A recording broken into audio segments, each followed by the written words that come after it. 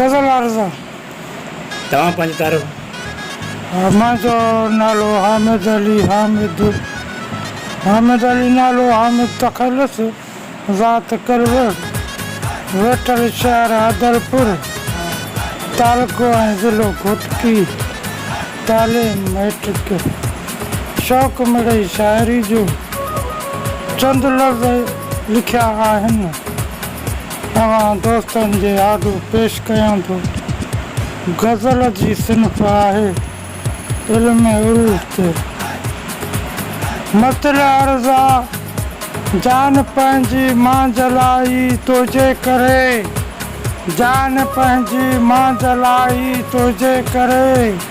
माल दौलत ज़र खपाई तुंहिंजे करे माल दौलत ज़र खपाई तुंहिंजे करे माण्हू ताना ऐं मेणा मारनि पिया माण्हू ताना ऐं मेणा मारनि पिया जग समूरे दिलि दुखाई तुंहिंजे करे जग समूरे दिलि दुखाई तुंहिंजे करे कीमती सामान सारो विकिणी छॾियुमि कीमती सामान सारो विकिणी छॾियुमि आबरू अज़मत विञाई तुंहिंजे करे ॾे हसारे साड़ो कीनो मूंसां रखियो ॾे हसारे साड़ो कीनो मूंसां रखियो नाहे तन जी चङ भलाई तुंहिंजे करे नाहे तन जी चङ भलाई तुंहिंजे करे बादशाही तख़्त हो पर मूंखां वियो बादशाही तख़्त हो पर मूंखां वियो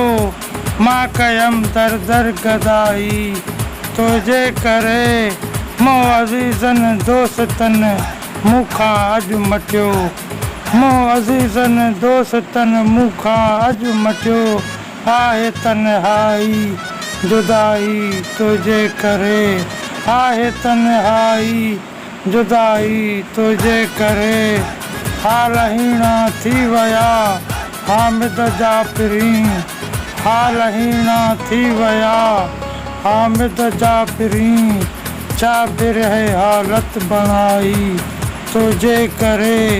छा बिरह हालत बणाई तुंहिंजे करे हा जान पंहिंजी मां जलाई तुंहिंजे करे माल दौलत ज़र खपाई तुंहिंजे करे।